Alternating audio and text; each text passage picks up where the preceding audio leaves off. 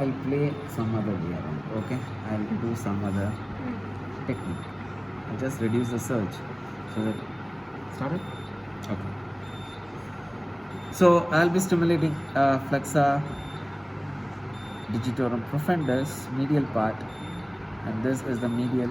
Slightly it is on the volar aspect, as I said, and I'll be stimulating. You started to have, yeah.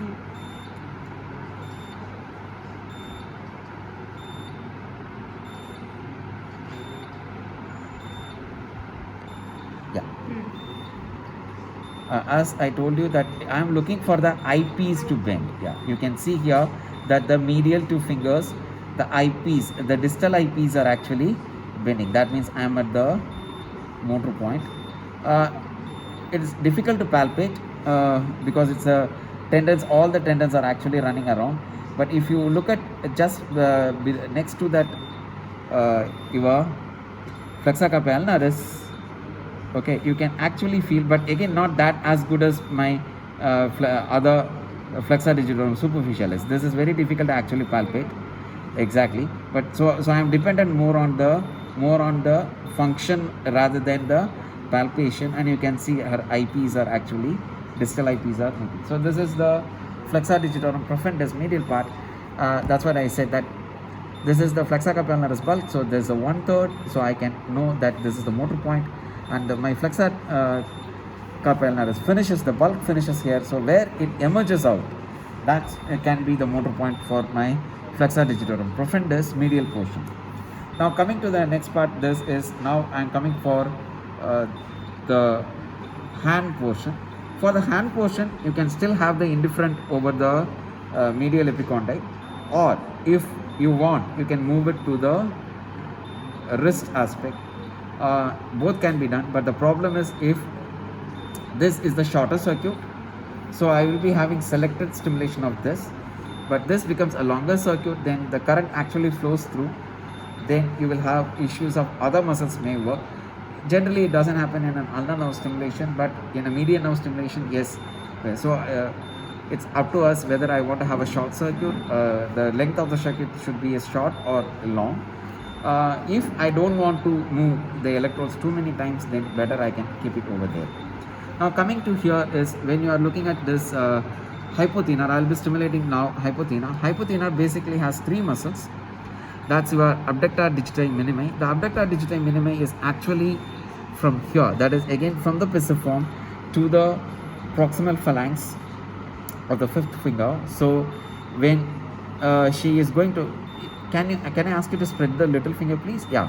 When she spreads the little finger, remember it doesn't come on the volar aspect like your flexor carpi ulnaris. This is completely on the medial side, and you can see the bulk. Actually, this is the bulk.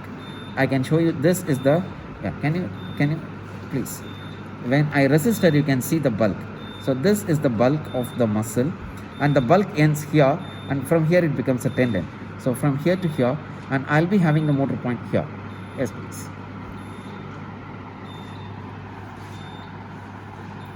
And remember, don't stimulate on the volar, stimulate on the medial side.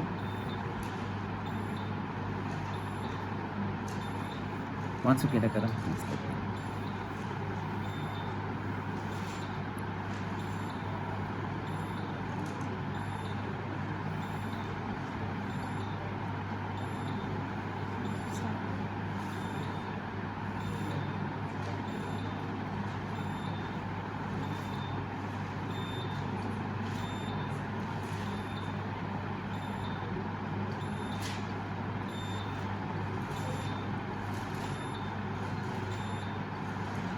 You can see I'm having a very minimal actual contraction. I'm not going for a stronger one.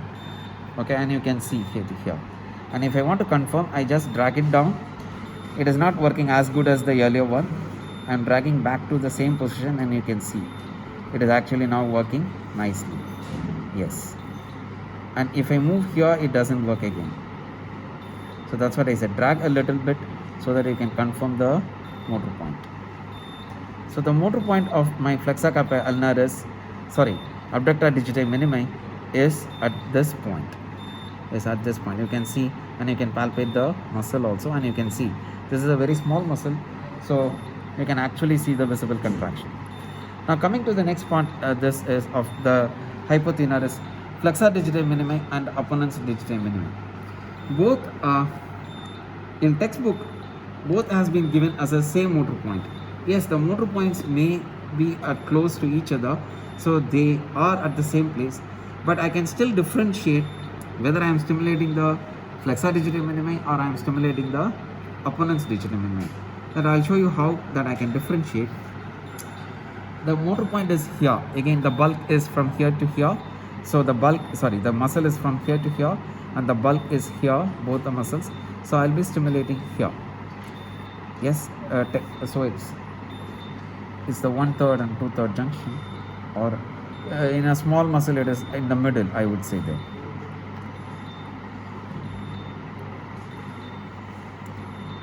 Started here.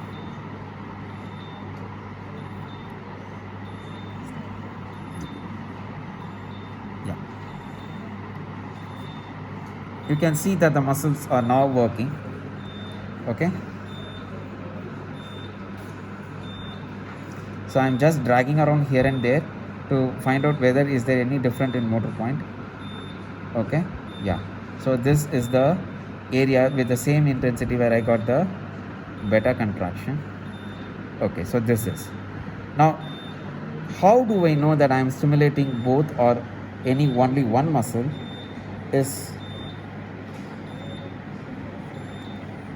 at rest, just please leave it. Okay, don't just be in a relaxed position. At rest, you can see the fifth metacarpal, which is actually in touch with the table. That means that is at rest. Okay, now if I am stimulating, when I am stimulating,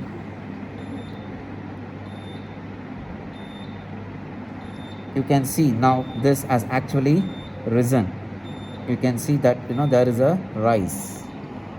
It is no more. That this rise is due to the opponens digiti minimi, and the flexor digiti minimi is the work to bring the flexion of your little finger.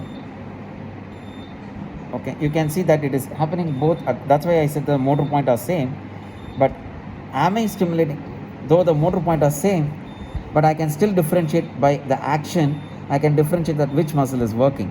So if I here the flexion is taking place, so the flexor digiti minimi, and when the metacarpal rises from the ground, that means I know that I'm working with I'm stimulating the opponens digiti minimi. Can you make a fist, please? Okay, now you can see when she makes a fist, you can see an arch. So this is the metacarpal arch. This metacarpal arch is possible when your opponens digiti minimi is working and bringing the little finger down. If it is not working, then it will look like a flat one like this. That means you can say that the opponens digiti minimi is not working. So when an opponent digiti minimi works, then it brings the metacarpal arch. The same way, when I stimulate here, the working of opponens digiti minimi actually tries to make the arch. When it tries to make the arch, it lifts the fifth metacarpal from the ground to here. So that's how I can differentiate. If it is I get only this, I am working with only with the flexor digiti minimi. If I get this plus this, then I am getting the stimulation of both. The motor point is same for both the muscles, but I can differentiate that which one that I am stimulating.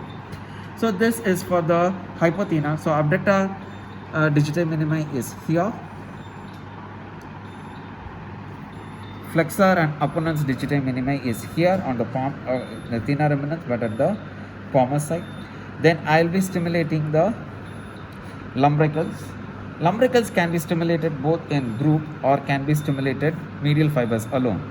If I want to stimulate only the medial fibers alone, then I can place my electrode here. You can see the crease. Okay, so I'll be placing it just over the crease. And the function of lumbricals is the flexion of MCP and the extension of eyepiece. So I'll be looking for that. Once you get a estimation.